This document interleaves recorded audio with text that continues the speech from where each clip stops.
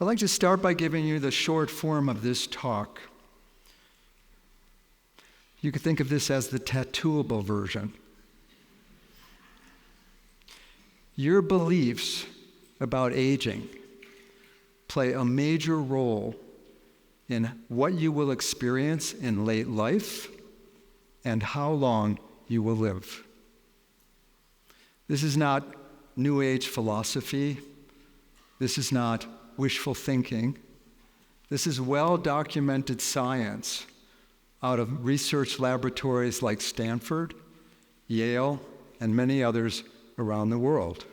This ends up being good news in a certain sense, because if we have this information, we can now make informed decisions about what attitudes and views and values in terms of how we see the aging process are life-affirming and beneficial in regard to how we live, and which ageist stereotypes and attitudes are life-denying and problematic in a variety of ways. That said, I'd like to tell you how I became passionate about this topic. I remember it as if it were yesterday. It's 1996. I'm teaching at Naropa University, teaching psychology and meditation in the Transpersonal Psychology Master's Program.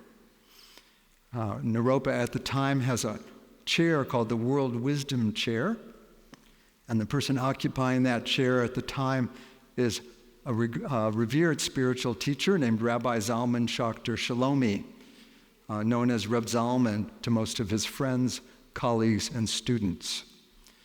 Because we had mutual friends, I was very happy to hear that Reb Zalman was going to be in that particular position, and I had been looking forward for some months to having some individual contact with him after he arrived and was established in Boulder. I remember setting up the appointment, and as I was heading to his office, I felt a very profound sense of vulnerability as well as a kind of excitement. And I was curious as to what that was about. I walked into his office. We exchanged a few pleasantries, after which I paused and I said, Reb Zalman, I'm so glad to meet you. I've been quite looking forward to this. And I'm not exactly sure why I want to be here and talk to you. And then I paused, and I felt in contact with an experience I had had years prior when I was a client starting with a new psychotherapist. And at the beginning of our first meeting, he wanted to talk about what was obviously my, quote, presenting problem, unquote. That was the feeling I had with Reb Zalman. And I moved into that mode in a sort of Woody Allen-esque manner, wringing my hands and talking about the struggles in my life at that time. I began by saying, my life looks really great from the outside. I have a wonderful wife, a beautiful 4-year-old daughter. I enjoy teaching at Naropa. I love the students. I have a private practice that's quite busy and most of the time has a wait list. And I'm one of the guiding teachers for this meditation community, the Insight Meditation Community of Colorado. I paused and took a breath. And Reb Zalman, I can see the look on his face. When I looked at him, his expression was saying to me, and what is it that led you to want to meet with me? Yeah.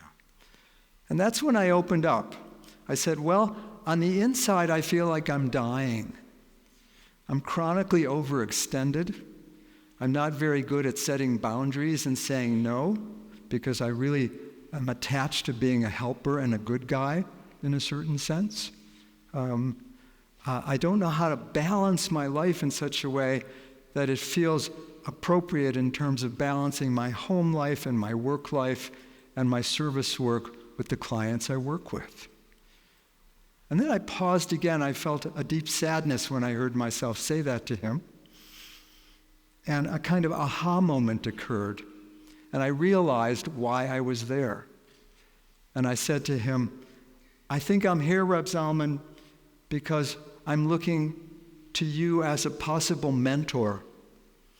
All of these people are coming to me who seem to be looking for the good father, for the unconditional love they didn't experience in their families of origin. It's too heavy a burden for me.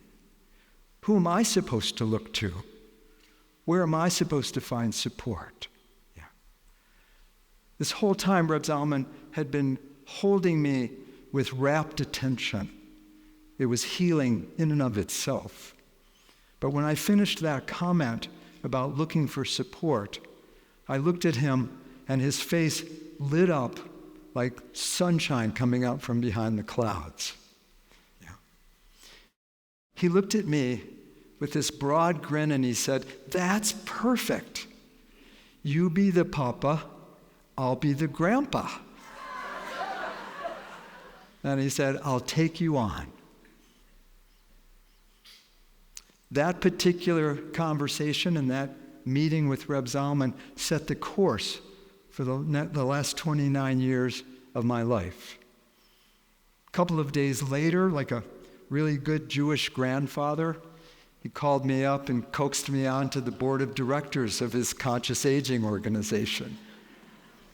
A couple of months after that, I was so inspired by the work that his institute was doing to teach conscious aging and wiser ways to relate to the aging process that were not ageist stereotypes and confused perspectives that were unrelated to reality.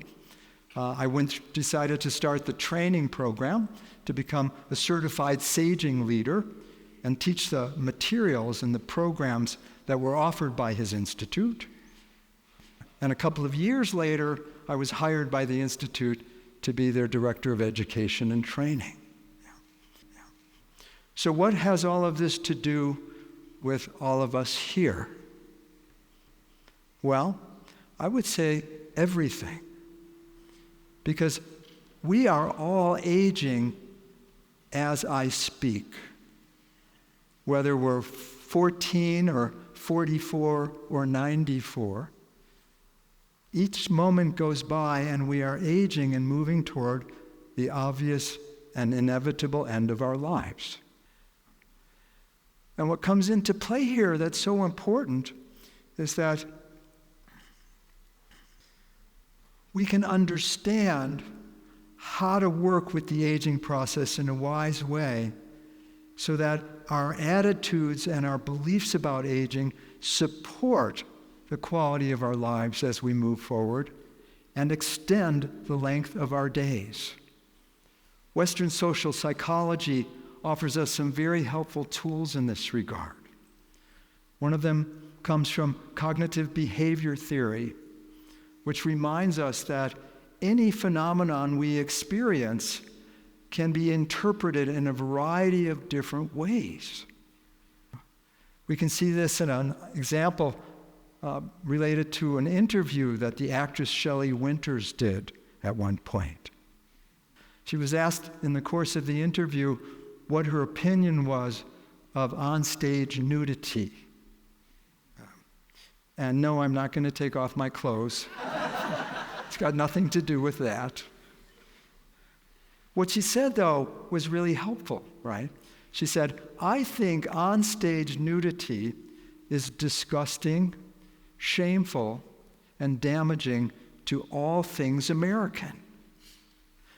But if I were 22 with a great body, it would be patriotic, artistic, tasteful,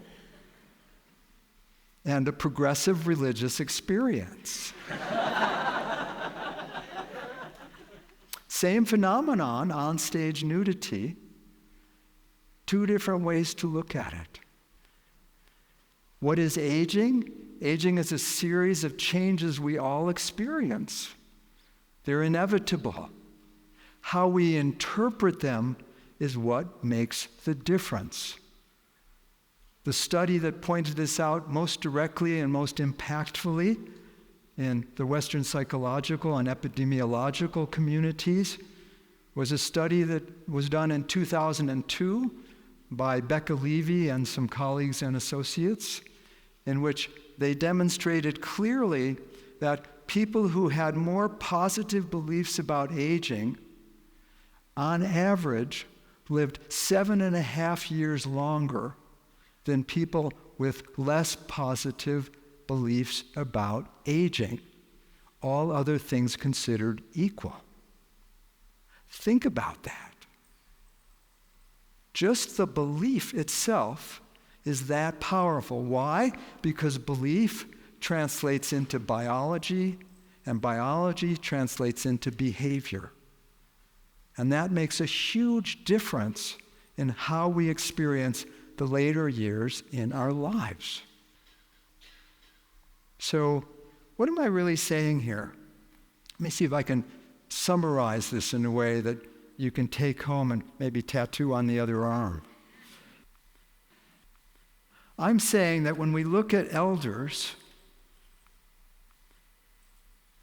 like these folks, there's a variety of things that we can do that can help us to realize that the last third of our lives can be beautiful opportunities for life completion, in which we can find meaning and joy and ongoing experiences of sacredness and learning about life. That's true of every stage in the lifespan, as I understand it. And I think what's helpful for us is to see the unique sacredness of each stage in the lifespan. In this case, when we talk about elders, it's worth noticing that there's numerous studies at this point that show that the years from 50 on, in many cases, are the happiest years in people's lives. Not to say that there's not challenges, not to say that we deny the losses and the physical changes and the problems that are associated with living in an older body and having an older mind. At the same time, we learn to embrace what the Taoists in China called the 10,000 joys and the 10,000 sorrows, and to recognize that all of them are a part of this journey of being human. And it's a gift when we see it clearly. The great musician Pablo Casals understood this. At the age of 93, he talked about how he looked at his life in a way that I'd like to close with this afternoon. He said, each day is something new and beautiful and unbelievable. He was 93 years old and still felt that way. Each day, something new and beautiful and unbelievable. That's my wish for all of us here, regardless of our ages, that we can live each of our days, our sacred days, with just that perspective. Thank you all for your kind attention.